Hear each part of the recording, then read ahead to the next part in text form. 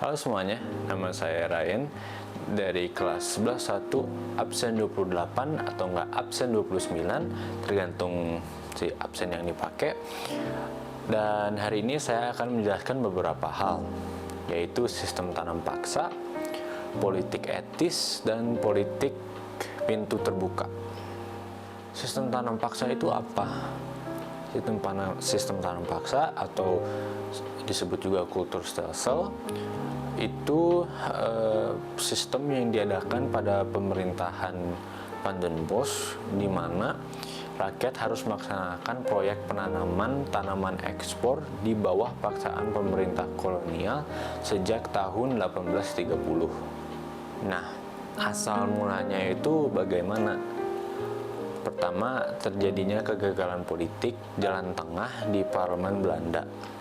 Kemudian kas keuangan Belanda kosong dikarenakan banyaknya perlawanan di berbagai daerah, dan pemerintahan Belanda juga menghadapi upaya pemisahan diri Belgia, dan terakhir korupsi yang masih merajalela di kalangan pegawai pemerintah Belanda. Nah, jadi tujuannya diadakan sistem ini itu untuk mengisi kembali kas keuangan Belanda.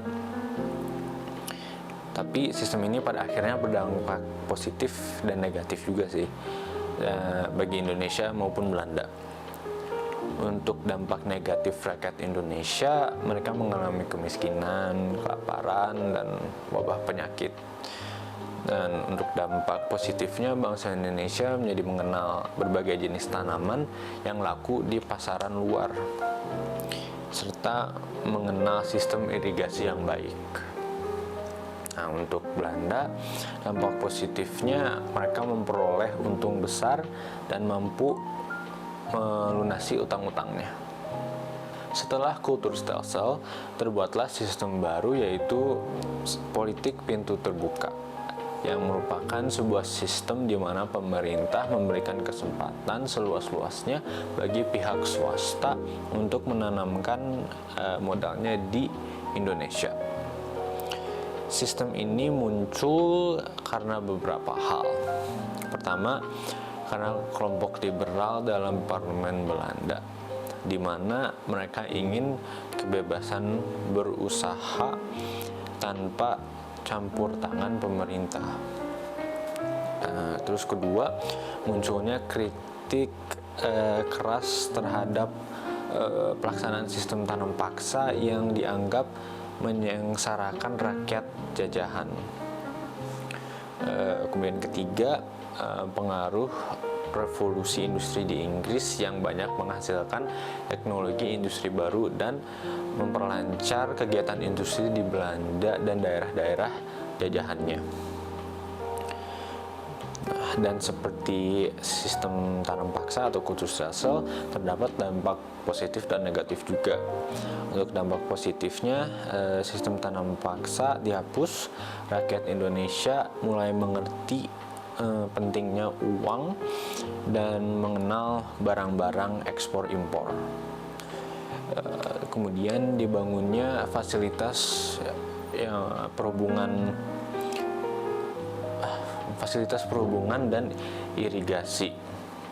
Untuk dampak negatifnya, rakyat semakin menderita karena ditekan oleh pemerintahan dan swasta, adanya eksploitasi rakyat pribumi dan lahan produktif secara besar-besaran, dan dikarenakan penduduk dipaksa untuk menyewakan tanahnya kepada pihak swasta dengan harga yang murah, dan kehidupan mereka merosot tajam.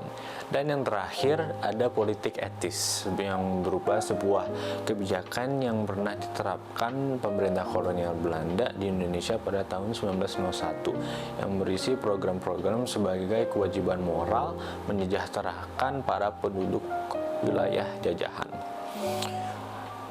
Latar belakangnya dikarenakan adanya kritikan kaum humanis terhadap kebijakan politik pintu terbuka yang telah mengeksploitasi negeri dan rakyat jajahan secara besar-besaran.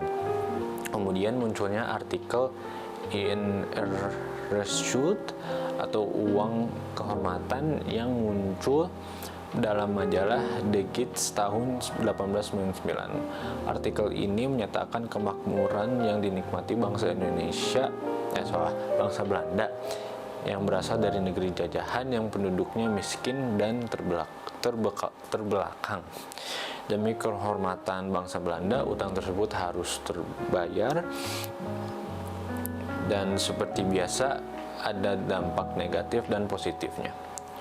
Untuk dampak negatif dalam program irigasi air yang disalurkan hanya kepada orang-orang Belanda. Kemudian dalam program edukasi, Belanda hanya ingin sumber daya alam yang berkualitas namun upah rendah. Selain itu, program edukasi juga didominasi oleh orang-orang kaya atau bangsawan. Dan untuk dampak positifnya, sistem politik ini memicu berdirinya berbagai organisasi pergerakan Indonesia. Dan terakhir, program edukasi yang diberikan melahirkan kaum terpelajar dari kalangan pribumi. Nah, selesai deh materi yang bisa aku sampaikan. Semoga bermanfaat dan maaf jika ada perkataan yang salah. Sampai jumpa nanti.